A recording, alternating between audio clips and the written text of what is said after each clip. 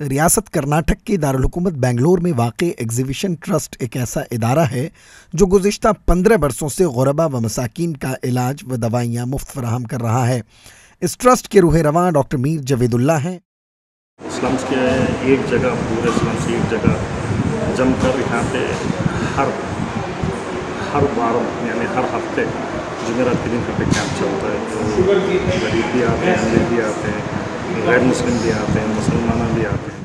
Doctor میر جاوید اللہ اپنے بھائی و رضاکار معاونین کے ہمراہ، جس میں خواتین بھی شامل تھیں، موبائل وین یعنی موبائل کلینک کے ساتھ سلم بستیوں میں پہنچے۔ انہوں نے مریضوں کا علاج کیا اور ساتھ ہی انہیں مفت دوائیاں بھی فراہم کیں۔ یہ ڈاکٹر جاوید اللہ کا ہر روز کا معمول ہی نہیں بلکہ ان کا ایک دستور العمل ہے جو وہ برسوں سے کرتے آ رہے ہیں۔ مریضوں کے علاج کے ساتھ خاص کر ذیابیطیس و بلڈ پریشر کے مریضوں کی کونسلنگ بھی کی جاتی ہے تاکہ ان کی شوگر و بی پی کنٹرول میں رہے۔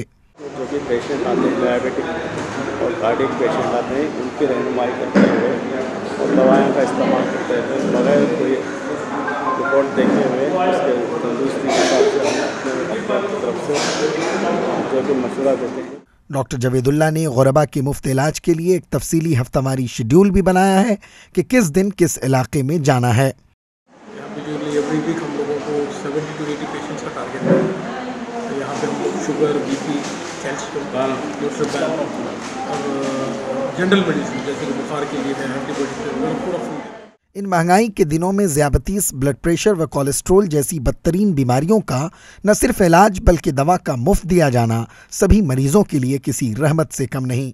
مجھے بی پی اور کولیسٹرول کی شکایت تھی تو ادھر سے دوائی مفت میں مل گئی تو الحمدللہ بہتر۔ 4-5 سال سے کھاتی تھی دوا، کم نہیں ہوتا، 3-3 ہزار روپے کی دوا لیتی تھی میں، کم نہیں ہوتا تھا۔ اللہ کے کرم سے یہاں جب سے بہتر ہے۔